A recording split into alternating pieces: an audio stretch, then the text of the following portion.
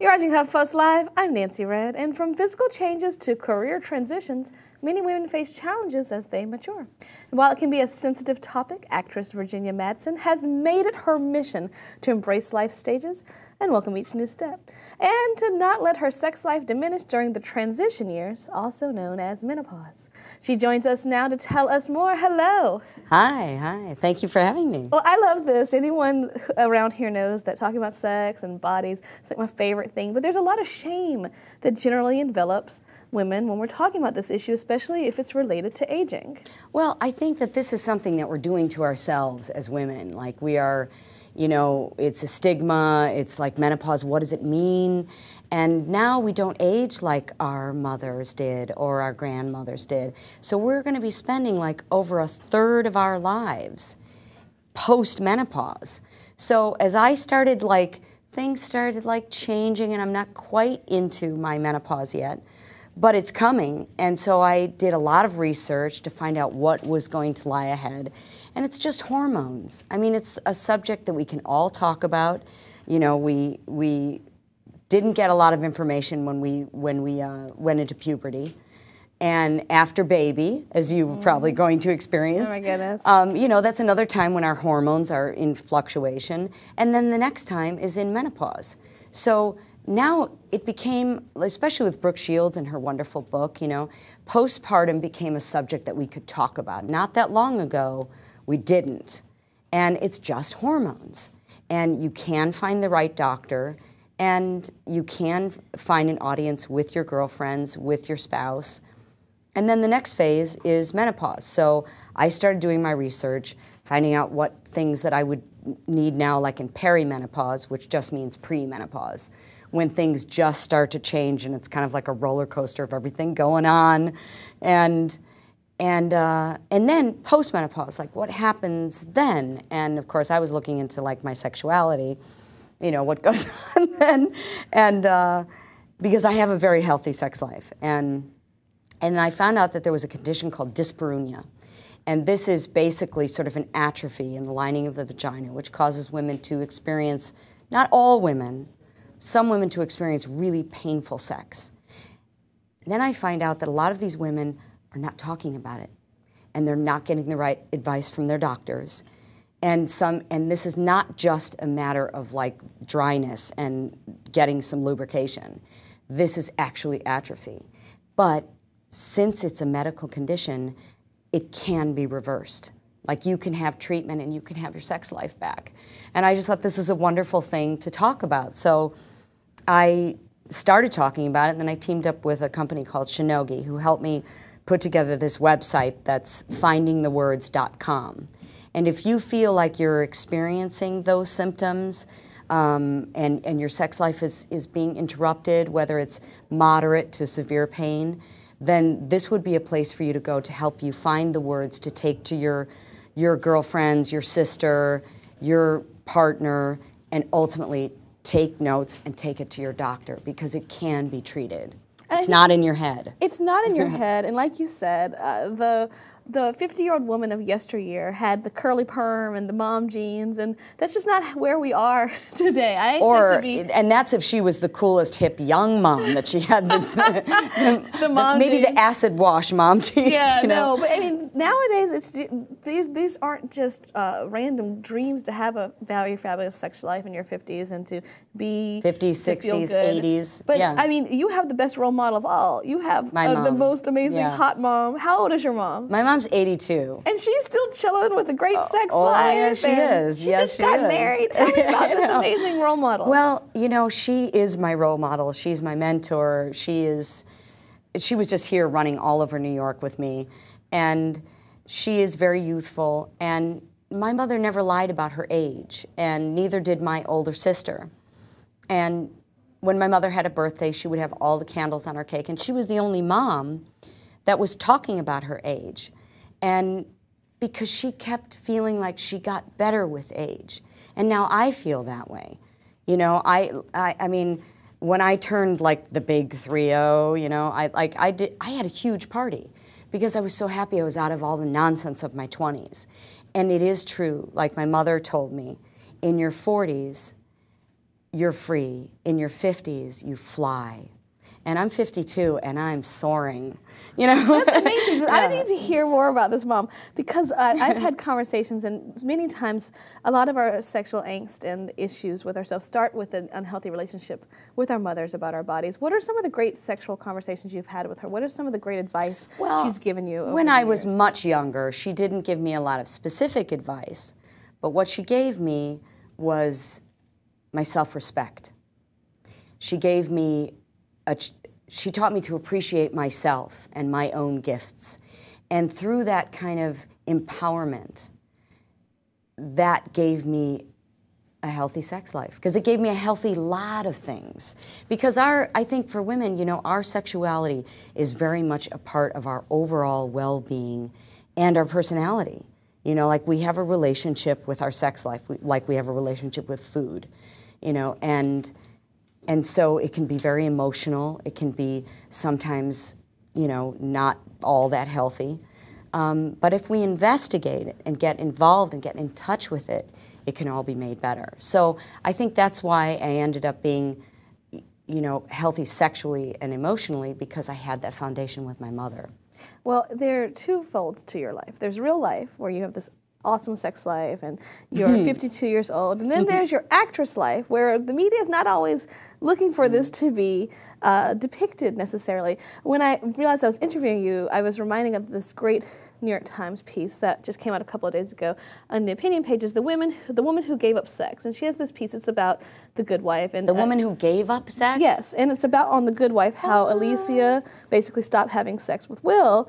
And the way the author posits it is, it seems like it's simply because she becomes a mom. She throws away her black underwear. She just says, you threw away your black underwear? You know, I set a lot of things about myself aside because I went headlong into motherhood, as a lot of us do when we have our first child. And because I always think, God, if I had a second child, they'd be off to boarding school, and it's like but Jack was my everything. That baby was my miracle baby, because I wasn't supposed to be able to carry. And so everything about him was cooler, more fun, more exciting, more interesting than anything in my life. So that's why, we throw ourselves, a lot of it is healthy. We throw ourselves into motherhood. But then, getting back to hormones, I didn't realize that I had lost almost everything hormone-wise. I was almost going into menopause. My hormone levels had dropped, and I didn't realize that I was in some postpartum distress. And so I stopped thinking about, years old. Yeah, and I really, that was what happened to my body. And so, like, I wasn't concentrating much on my work. I wasn't, my personal life kind of really suffered in that way. Like, I moved away from being a sensual, sexual woman into being mom. Now, granted, that made me a really good mom, but part of me was unhappy. And then as it went on, a lot of me became unhappy. So I had to get my hormones in, back to health, and then myself back to health. I had a lot of weight on. Like, when my son was 5, I wasn't one of those actresses who just bounced right back, and went right back to earth. I mean, I was pretty big, but it wasn't my size that I'm talking about. I was also really unhealthy. I was taking care of myself. I was eating a lot of pizza, and So you very much relate to the average woman, because I feel like in your career, I mean, you're so well known for, and that's a blow to your self-esteem as this beautiful actress. Oh my gosh, I cannot tell you how many people say, oh my gosh, I loved her in Candyman. Oh my gosh, I loved her in this and that, and then to have your whole life shift and turn into mom is a complicated thing. I loved that because I'd waited so long to become a mom, and I didn't think I was going to be able to. So all of that seemed so joyous and so wonderful, and he was such a great kid, except he never slept until he was 4. I swear to God. He stopped taking a nap when he was 1.5. Oh my God, I would die. Oh my God, I was tired. And so, all of that, I thought, because all of that was so wonderful and so interesting, I neglected my health. I neglected myself. And I realized that like I was out of breath when I was running after him in the park, and I wasn't sleeping. I had terrible sleep deprivation. And so all these toxic things were happening. And so, of course, the last thing I would think about was sex. So I had to get healthy again. And, of course, my motivation was to get healthy for him, you know, to be a better mother. And that, of course, you know, that's a good way to begin. Because if you do that, like, I'm going to be the best mom ever. And that sort of sent me onto a path of self-recognition, and my life began to change. And we have a lot of people who are commenting about these issues, about trying to find your words, and so much of it has to do not just with one's own resolve, but also with the medical team that she surrounds herself with. We have Sarita Teresa. My doctor once said, "You have some irritation. Do you have any pain during sex?" I said, "I don't remember the last time I had sex." She's a mama. And she responded with, "Maybe that's why it's irritated." That's terrible. No, I think that's terrible. Because, first of all, I'm not sure that would really be the truth, but you need a doctor who's going to listen to you and hear you.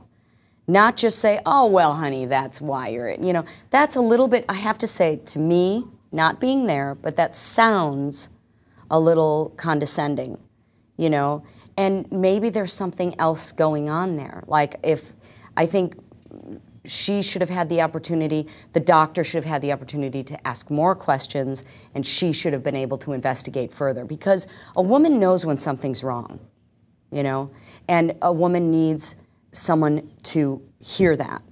We have another comment here from Rona Barrymore. And I found that I had no support from my primary doctor when I started experiencing perimenopausal symptoms. Thank goodness for social media and, of course, websites like findingthewords.com. Yeah. And one of the great things is it's easy for people to get on board because they can relate to you. And they're such big fans, and they're such big fans not only of this new journey of yours, but also your work. So we have a couple of fans who have some questions for you. Okay. They're so excited to talk with you. First up, we have a video comment coming from Michelle Willens.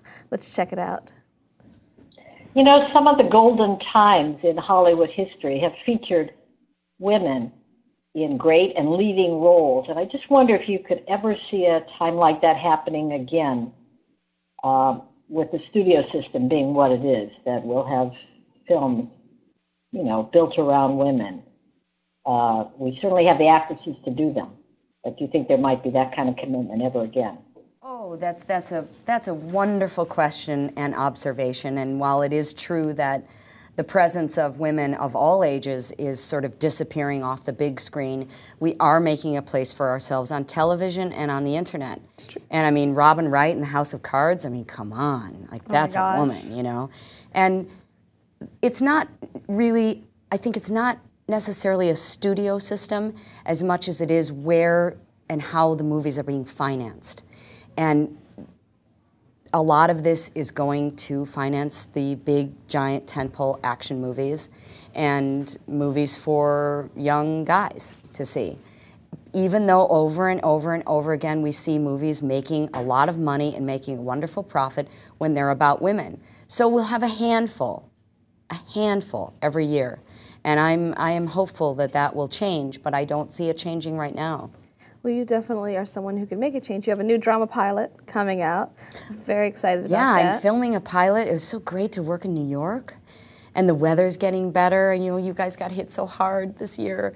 And it's called Babylon Fields for NBC. So I have fingers crossed that it'll get picked up. And it's really scary. And it's Michael Cuesta is directing, and he also produced Homeland and Dexter and Six Feet Under. So we've got a lot of weight behind the show and wonderful actors, and so I'm hopeful. Well, people are hopeful as well. We have Jan Cummings. Virginia Madsen is one of the rare actresses who embraces her age and doesn't try to be anything other than who she is. I admire that. That's great. One of the things you are, oh, there's so many in the comment well just talking about how great you are, but one of the things that you are is one of the most beloved characters from Sideways. People are always so in love with that. We have a question here from David F. He's here at HuffPost Live. He says, at the end of Sideways, we see Miles knocking on Maya's door. What do you imagine happens between those two characters after the movie's end? Oh, well, I'm a romantic, so I think that I answer the door, and he's wearing an orange shirt. He's not drunk, and orange is the color of courage. I think that's why they did that. But I think he comes in, we have tea, and we begin our lives together. Of course, you know, Alexander Payne, Maya moved. And then Paul Giamatti was like, these people drink too much. You know, it'd never work. You know, so everyone has their opinion. What I loved is that Alexander gave the movie to you. He gave the ending to you to decide how you would end the story. And that's how I would end the story, of course, that they were together. Well, I think that is one of the things about the movie is it's constantly making the viewer think about what success means to them, what it means to these characters. For you, knowing all that you know now, having been through all that you've been through, what does the definition of success mean to you? Oh, what a wonderful question. I think the definition of success could be maturity. I know that's just a one word, but that means many different things. Because I think when you mature, you get better, you get more seasoned, you get smarter, you get more sensual, and you get comfortable in your own skin. And of course, this is my story, you know, that I'm talking about, but you know, for you, this is where you will go, you know? This is where you can go, you know? It does get richer, you know? And so my success first is my personal success. Through my personal success came professional success. So that's how I feel about that. We love that. We also love the fact that we have another fan with a question, Al Handy. Let's see what he has to ask. Hi, Virginia. Big fan of yours, especially when you were on Hell on Wheels. My question is, are you going back to Hell on Wheels to play Mrs. Durant? Thank you for taking your time with us today. We appreciate it. Oh, Al, I would love to go back on Hell on Wheels. I loved doing that show. I was so excited that, for those of you who don't watch, you must watch. It's such good programming. It's such excellent characters and dialogue, and I was so excited to go and cause trouble, and so I hope they will bring me back at some point, because you know, making a Western is just about the best job you could ever have, and I loved the costumes, and I loved the people that I worked with. I mean, Anson Mount and Common, come on. You know, it's a wonderful cast, you know. And Colm Meaney, who was my husband, was one of the best actors I've ever worked with. And we had such good chemistry. We really would have caused so much trouble together. Well, I don't mean together like in real life. I mean, but in the story, you know. So it was, and he came back, so I'm thinking, well, you know, maybe at some point I will. Fingers crossed, you know. Go to their Facebook page and tell them to bring back Mrs. Durant. That's what you could do. And we have our film buff host, Ricky Camilleri. He has a question for Virginia as well. Hi, Virginia. My name's Ricky. I'm a producer here at HuffPost Live, and I'm curious about the movie Candyman. It's one of my favorite horror movies, and I'm wondering if you ever had to get as close to real bees as it looks like you did in the movie, and also what you thought when you got that script, which is sort of an interesting horror movie meets social study on racism in the south side of Chicago. Just curious what your thoughts are on that movie looking back over the years. Thanks.